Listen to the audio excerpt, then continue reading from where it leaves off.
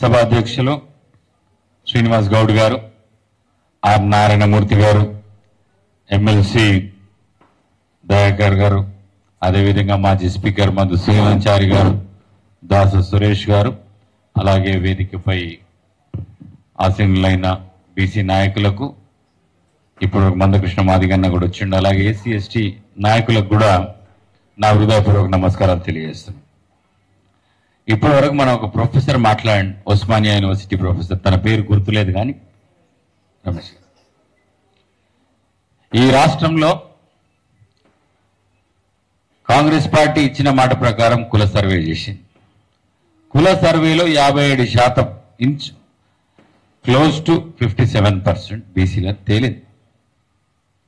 అదేవిధంగా ఎస్సీలు 18%, 17.5%, ఎస్టీలు 10% అని తేలింది. ఇంకో 15% ఓసీలు అన్నారు కానీ 15% ఓసీలు కాదు, దాంట్లో 3% మీరందరూ తెలుసుకోవాల్సిన అవసరం ఉంది. 3% అదర్స్, వేరే రాష్ట్రాలకు వెళ్ళి వచ్చిన వాళ్ళు. కేవలం 12% ఓసీలే ఉన్నారు. దాంట్లో ముస్లింకి సంబంధించిన కమ్యూనిటీ ఓసీలు కూడా ఉన్నారు. అంటే 12% ఉన్నారు. మనము ఈ లెక్క పెట్టిన తర్వాత 12% మునికి 10% రిజర్వేషన్, ఇది న్యాయమా? 57% మునికి 29% రిజర్వేషన్లు, ఇది న్యాయమా? ఇదే 57%కి 23% రిజర్వేషన్ స్థానిక సంస్థల్లో, ఇది న్యాయమా? న్యాయం కాదు కదా. ఇవాళ ఐఐటీలో, దాసర ఐఐటీలో ఈడబ్ల్యూఎస్ రిజర్వేషన్ కోటా కింద 540 మార్కులు వస్తే వాళ్లకు సీట్ వస్తున్నది బాసర ఐఐటీలో. అదే బీసీలకు, బీసీడీ అయితే 580, బీసీబీ అయితే 575, 570 ఎంతనో ఉంది. అదే ఎస్సీలకు 560. అంటే ఎస్సీలకని తక్కువ మార్కు వచ్చినా కానీ ఈడబ్ల్యూఎస్ రిజర్వేషన్ ద్వారా వాళ్ళకి సీట్లు వస్తున్నాయి. ఇది న్యాయం అవుతుందా?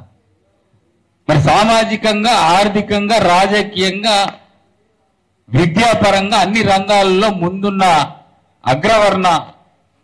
అగ్రవర్ణాలకు 12% ఉంటే 10% రిజర్వేషన్లు, మనకు మాత్రం 57% ఉంటే కేవలం 29% రిజర్వేషన్లు. మరి ఇది న్యాయం ఎట్లయితుంది? న్యాయం కాదు.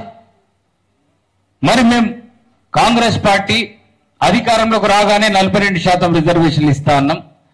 చట్టం చేయాలా, అసెంబ్లీలో చట్టం చేసినాం, అసెంబ్లీలో బిల్లు చేసి ఇక్కడికి గవర్నర్కి పంపించినాం. గవర్నర్ దగ్గరికి ప్రెసిడెంట్ అసెంట్కి పోయింది. 6 నెలలు అవుతున్నది, 6-7 నెలలు దాటుతుంది కానీ ఇప్పటి వరకు ప్రెసిడెంట్ మాత్రం ఏం మాట్లాడాడు. దానికి అసెంట్ ఇవ్వడు, డిసెంట్ ఇవ్వడు, ఏమీ ఇవ్వడు. మరి న్యాయస్థానాల్లో మార్గం అని చెప్పేసి న్యాయస్థానాల్లో పోయి మేము అడిగినాం, మేము 42% రిజర్వేషన్లు పెట్టుకున్నాం, ఇక స్థానిక సంస్థలకు పోతామని అడిగితే న్యాయస్థానాలు ఏమంటున్నాయి? కె కృష్ణమూర్తి జడ్జిమెంట్ ఉంది కదా, అదేవిధంగా Indira Sawhney versus union of India judgement ఉంది కదా, 50% రిజర్వేషన్లు దాటకూడదు కదా, మరి మీరు దాటుతున్నారు కదా, మరి 50% తప్పు కదా అంటున్నారు న్యాయస్థానాలు. మరి ఇదే న్యాయస్థానాలను అడుగుతున్నాం, 10% ఈడబ్ల్యూఎస్ రిజర్వేషన్లు ఇచ్చినప్పుడు, ఆ రోజు మా వాళ్ళు రిట్ పిటిషన్ ఇచ్చినప్పుడు ఇదే న్యాయస్థానాలు ఏమని చెప్పినాయి? ఈడబ్ల్యూఎస్ రిజర్వేషన్లకు 50% క్యాప్ వర్తించదు అని అన్నారు. మరి ఆ ఈడబ్ల్యూఎస్ రిజర్వేషన్లు, అదే ఫార్వర్డ్ క్యాస్ట్ రిజర్వేషన్లకు 50% క్యాప్ వర్తించినప్పుడు, 57% బీసీలు ఉన్నప్పుడు వాళ్ళకి 42% అడిగినప్పుడు మరి 50% రిజర్వేషన్ క్యాప్ ఎందుకు? మరి దీనికే లెక్క పెట్టిండ్రా? బీసీలు ఎంతమంది ఉన్నారు లెక్క పెట్టిండ్రా? సామాజిక పరిస్థితులు, ఆర్థిక పరిస్థితులు, రాజకీయ పరిస్థితులు చూసిండ్రా? ఎంపెరికల్ డేటా ఉన్నదా? డెడికేటెడ్ కమిషన్ ఉన్నాయని బీసీలకు. మరి అదే ఈడబ్ల్యూఎస్ కి మనం అడగలేవు, సమాచార సేకరణ చేసినావా? మరి ఆర్థికంగా ఎంతమంది వెనుకబడి ఉన్నారు? రాజకీయంగా ఎంతమంది వెనుకబడి ఉన్నారు? విద్యాపరంగా ఎంతమంది వెనుకబడి ఉన్నారు? మరి సమాచారం సేకరణ చేసినావా, లెక్క చేసినావా? మరి దేశంలో ఓసీలు ఎంతమంది, ఫార్వర్డ్ క్యాస్ట్ ఎంతమంది ఉన్నారని లెక్క చేసినావా? ఆ లెక్క మాత్రం చేయరు. న్యాయస్థానాల లెక్క అడగదు. రాజ్యాంగ సవరణ చట్టసభల్లో చేస్తారు. వాళ్ళు ఈడబ్ల్యూఎస్ రిజర్వేషన్లు చేస్తారు. వాళ్ళు పోరాటం చేయరు. కానీ ఈడబ్ల్యూఎస్ రిజర్వేషన్లు 10% వాళ్ళు తెచ్చుకుంటారు. కానీ బీసీలకు రిజర్వేషన్లు పెంచమనేసరికి ఉన్నాయా లెక్కలు? మీ దగ్గర ఉన్నాయా? ప్రభుత్వం చేసిందా లెక్కలు? సామాజికంగా, ఆర్థికంగా, రాజకీయంగా ఇంకా ఎంత వెనుకబడ తరమున్నదా లెక్కలన్నీ ఉన్నాయా? మనకేందా లెక్కలు? బీసీలకు లెక్కలు కావాలా, ఓసీలకు మాత్రం లెక్కలు అవసరం లేదు. ఇదే మరి న్యాయస్థానంలో అన్యాయం జరుగుతుందంటే దానికి కారణం ఏంటిది? మరి మన తీర్పులు వ్యతిరేకంగా వస్తున్నాయి. ఎందుకు వస్తున్నాయి? ఇవాళ సుప్రీంకోర్టులో 33 మంది న్యాయమూర్తులుంటే అలా 29 మంది న్యాయమూర్తులు అగ్రవర్ణాల వాళ్ళే. కేవలం నలుగురే న్యాయమూర్తులు బీసీ ఎస్సీలు ఉన్నారు. ఇదే ఈడబ్ల్యూఎస్ రిజర్వేషన్ తీర్పిచ్చిన న్యాయమూర్తులు ఐదుగురు అగ్రవర్ణాల వాళ్ళే. కాబట్టి వాళ్ళకి తీర్పు 50% దాటచ్చనిచ్చింది. ఇది న్యాయమా? మరి మనం అడిగేసరికి 50% దాటద్దట. బీసీలకు 50% దాటద్దు. ఈడబ్ల్యూఎస్ మాత్రం లెక్కలు అవసరం లేదు. ఈడబ్ల్యూఎస్ కి 50% క్యాప్ అవసరం లేదు. మరి ఎట్లా న్యాయం అవుతుంది?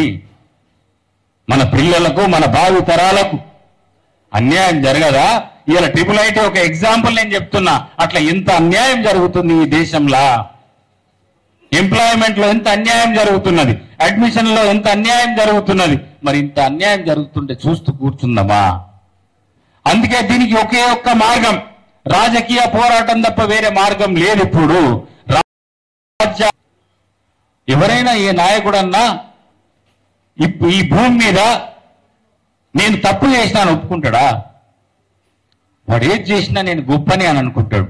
కానీ రాహుల్ గాంధీ గారు తల్కటోరా స్టేడియంలా ఓబీసీ సమ్మేళనంలా దేశవ్యాప్తంగా ఓబీసీ నాయకులంతా, కాంగ్రెస్ నాయకులంతా వచ్చినప్పుడు అందరి ముందు అటు ఏమన్నాడు తెలుసా? ఎస్సీ ఎస్టీల న్యాయం కోసం పోరాటం చేసినాం, మేము సాధించినాం.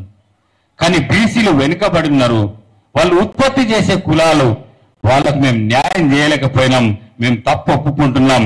తప్పకుండా న్యాయం చేసే విధంగా నేను పోరాటం చేస్తాను. ఇది రాహుల్ గాంధీ. అట్లాంటి లీడర్ ఇక్కడ ఉంటాడా? తప్పు చేసినా అని ఒప్పుకునేవాడు ఉంటాడా? అందుకే మిత్రులారా, మనం పోరాటం చేద్దాం. మా నాయకుడిని మేము తీసుకొస్తాం.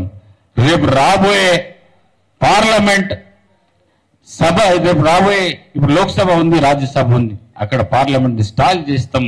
మేము భారతీయ జనతా పార్టీ పైన పోరాటం చేస్తామని సందర్భంగా మీ అందరికి విజ్ఞప్తి చేస్తూ సెలవు. జై బీసీ.